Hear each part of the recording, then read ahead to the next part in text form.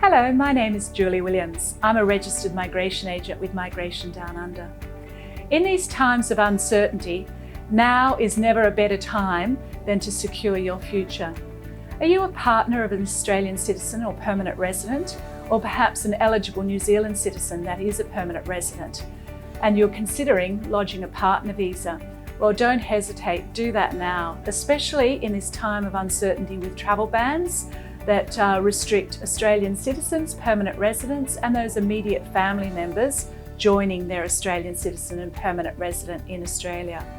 Maybe you're separated and you're offshore, your Australian citizen or permanent resident partner is here in Australia and you're offshore because you haven't got that permanent visa or perhaps the provisional partner visa. You should consider lodging that now because these travel restrictions could be in for as long as 6 months. And offshore processing is a lot quicker than onshore processing. So now is never a better time to start considering that.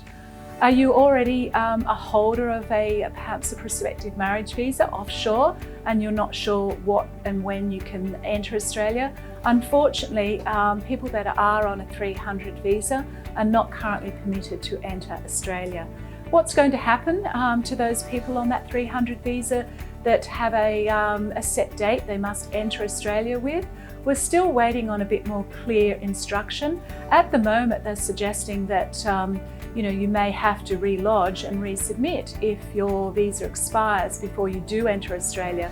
We hope that that is not going to be the case because we feel that that is going to be very unfair having to re-lodge. But then, there are organisations like the Migration Institute of Australia that are currently working with the government to see what they can do with people like yourselves if you are a 300 visa holder offshore and have to enter on a certain date, because we certainly don't want to see you having to re-lodge again, and certainly don't want to see that you have to pay those government fees again.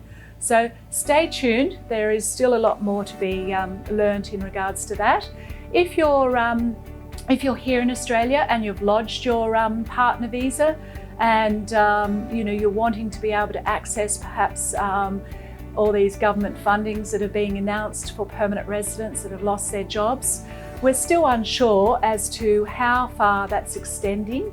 It's certainly not extending to temporary visa holders at the moment, sadly.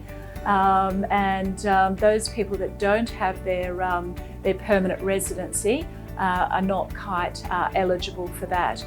As far as people that have already lodged their application and the visas are processing, the processing of visa applications haven't stopped. While it may have slowed down, it certainly hasn't stopped.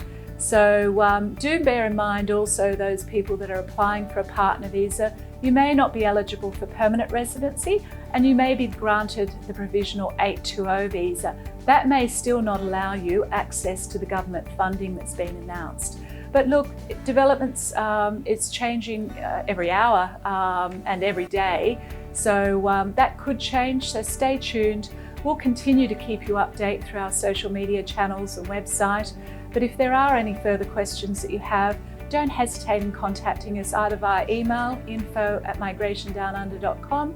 Otherwise, we're still operating on 02 9419 5411.